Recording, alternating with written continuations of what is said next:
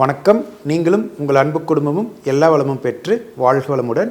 நான் சத்யதேவ் ரோஷன் பேசுகிறேன். பிரபஞ்ச விதியே இதுதான். ஒரு உயிருக்கு துன்பம் வந்துச்சுன்னா அந்த துன்பத்திலேருந்து அந்த உயிர் மீண்டு வரணும்னு நினச்சிதுன்னா உடனடியாகவே பிரபஞ்சம் அதுக்கான மாற்றங்களை செய்ய ஆரம்பிச்சிடும். கூடிய விரைவிலேயே அந்த உயிருக்கு அந்த துன்பத்திலேருந்து மீண்டு வரக்கூடிய சூழ்நிலை உருவாயிரும். அடுத்தது ரெண்டாவது பாயிண்ட் என்னென்னா, நம்ம நம்மளோட குழந்தைகளை நல்லா படிக்கணும், அவங்க நல்லா வேலைக்கு போகணும், நல்லா சம்பாதிக்கணும், வசதியாக வாழணும்னு நினைக்கிறோம். இதே மாதிரி நம்ம சமுதாயத்திலையும் ஒரு நல்ல மாற்றம் வரணும். உங்களுக்கு இந்த காலத்தில் என்னென்னலாம் பிரச்சனை நினைக்கிறீங்களோ, இதெல்லாம் நடக்கக்கூடாதுன்னு நினைக்கிறீங்களோ, அந்த பிரச்சனையெல்லாம் நம்மளோட குழந்தைங்க சந்திக்கக்கூடாது, நம்ம சமுதாயத்தில் அந்த பிரச்சனைகள் இருக்கக்கூடாதுன்னு சொல்லி எல்லாம் ஆழமாக விரும்பணும், ஆசைப்படணும். இந்த மாதிரி சமுதாயத்தில் இருக்கக்கூடிய எல்லாருமே நினைக்க ஆரம்பித்தோம்னா நம்மளோட மனோசக்தியால் கண்டிப்பாக அடுத்த தலைமுறையில் நல்ல சூழ்நிலையை உருவாக்க முடியும். நம்ம ஒரு 5 பேர் 10 பேர் மட்டும் தனியாக வாழலை, நம்மளை சுற்றி நிறைய பேர் வாழ்கிறாங்க. வெளியில் நடக்கக்கூடிய மாற்றங்கள் நமக்குள்ளேயும் பெரிய பாதிப்பை ஏற்படுத்தும். அதனால் நம்ம நம்மளோட அரசாங்கம், நம்ம சுற்றி இருக்கிற மக்கள் எல்லாத்துக்கிட்டையும் ஒரு நல்ல மாற்றத்தை எதிர்பார்க்கணும். நம்ம வெளியில் இருக்கக்கூடிய நெகட்டிவெல்லாம் சகிச்சிட்டு போகாமல் அந்த நெகட்டிவெல்லாம் பாசிட்டிவாக மாறணும்னு சொல்லி ஒவ்வொருத்தருமே நம்ம அந்த நெகட்டிவான சூழ்நிலையை சந்திக்கும் போது அது பாசிட்டிவாக இருக்கணும். இதே மாதிரியான நெகட்டிவ் சூழ்நிலை எனக்கு பிடிக்கல அப்படிங்கிற ஒரு எண்ணத்தை ஆழமாக நம்ம மனசுக்குள்ளே பதிவு வச்சுக்கணும். ஒரு 30 வருஷம் கழித்து, ஒரு 50 வருஷம் கழித்து என்னென்னலாம் நடக்குங்கிற ஒரு தொலைநோக்கு பார்வை நம்ம எல்லாத்துக்கும் வரணும். வெறும் அரசாங்கத்துக்கு மட்டும் இந்த பொறுப்பு கிடையாது. மக்களுக்கு அந்த தொலைநோக்கு பார்வை இருந்தால் தான் அரசாங்கத்துக்கே அந்த தொலைநோக்கு பார்வை வரும். அப்போ நம்ம எல்லாருமே வெறும் இந்த மழை வெள்ளத்தால் பாதிக்கப்படுறோம் இதை மட்டும் எடுத்துக்காமல், இப்போ இருக்கிற சூழ்நிலை அப்படியே ஒரு 20 வருஷம் தொடர்ந்துச்சுன்னா 20 வருஷம் கழித்து 30 வருஷம் கழித்து என்ன மாதிரியான ஒரு சூழ்நிலையில் நம்மளோட அடுத்த தலைமுறை வாழ்வாங்க அப்படிங்கிற ஒரு தொலைநோக்கு பார்வை நமக்கு வேணும்.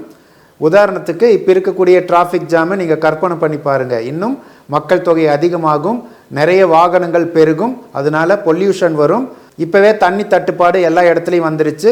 20 வருஷம் 30 வருஷம் கழித்து நம்ம தண்ணிக்கு என்ன பண்ண போகிறோம்? இப்போ இருக்கக்கூடிய வெப்பநிலையே ரொம்ப அதிகமாக இருக்குது. ஒரு 20 வருஷம் 30 வருஷம் கழித்து இதை விட அதிகமாக தான் வெப்பநிலை இருக்க போகுது. நம்ம எப்பவுமே என்ன பிரச்சனை வந்துச்சுனாலும் அந்த பிரச்சனைக்கு நிரந்தர தீர்வு காண்றதுக்காக முயற்சி செய்யணும். எப்பவுமே தொலைநோக்கு பார்வையோடு இயங்கணும். இப்போ ஒரு 50 வருஷம் கழித்து நம்ம நாடு எப்படி இருக்கணும் அப்படிங்கிற ஒரு கனவு அரசாங்கத்துக்கு மட்டும் இல்லை, மக்களுக்கும் இருக்கணும். மக்களுக்கு இருந்தால் மட்டும்தான் அரசாங்கம் அதை செய்ய முடியும். நம்ம எங்கெங்கெல்லாம் மோசமான சூழ்நிலையில் இருக்குமோ, மோசமான விஷயங்களை பார்க்குறோமோ, அதெல்லாம் மறைஞ்சு நல்ல சூழ்நிலை உருவாகணும்னு சொல்லி ஒவ்வொருத்தருமே ரொம்ப தீவிரமாக ஆசைப்படணும். அப்படி தீவிரமாக ஆசைப்பட்டோம்னா கண்டிப்பாக எல்லா இடத்துலையும் நல்ல சூழ்நிலை உருவாகும். நம்மக்கிட்ட இருக்கக்கூடிய பெரிய பிரச்சனையே நம்மளோட சகிப்புத்தன்மை தான். சகிப்புத்தன்மைங்கிறது ரொம்ப நல்லது தான், ஆனால் அதே அளவுக்கு அதில் கெட்டதும் இருக்குது. நமக்கு ஒரு பிரச்சனை, ஒரு துன்பம் வரும்போது அதை சகிச்சுக்கிட்டு நம்ம அப்படியே இருந்தோம்னா அந்த பிரச்சனையும் அந்த துன்பமும் அப்படியே தான் இருக்கும். நமக்கு அந்த சூழ்நிலை பிடிக்கல, இதிலிருந்து நம்ம மீண்டு வேறு சூழ்நிலைக்கு போகணுங்கிற ஒரு எண்ணம் தீவிரமாக வந்துச்சுன்னா தான் நம்ம அந்த மோசமான சூழ்நிலையிலிருந்து வேறு சூழ்நிலைக்கு போக முடியும். உதாரணமாக நம்ம நிறைய இடங்களில் நமக்கு ஒரு காரியம் ஆகணும்னா அங்கே நம்ம ஏதாவது லஞ்சம் கொடுத்து தான் அந்த காரியத்தை சாதிக்க முடியுது. இது இயல்பாக போச்சு. இந்த மாதிரி இடத்துக்கு போனோம்னா நம்ம பணம் கொடுத்தா தான் நமக்கு இங்கே காரியமாகும், வேறு வழியே இல்லை, பணம் கொடுத்து தான் ஆகணும் அப்படிங்கிற ஒரு மனநிலைக்கு நம்ம வந்துட்டோம். அதை நம்ம பழக்கமாக்கிக்கிட்டோம். அது நம்மளோட இயல்பாக மாறிடுச்சு. இந்த மாதிரியான மோசமான சூழ்நிலை ஏற்படும் போது அதை நம்ம வெறுக்கணும். இந்த மாதிரி எனக்கு லஞ்சம் கொடுக்கறது பிடிக்கல, இந்த மாதிரி அதிகாரி அங்கே இருக்கக்கூடாது, லஞ்சம் வாங்காத நல்ல அதிகாரி வரணும் அப்படிங்கிற ஒரு மனநிலை வரணும்.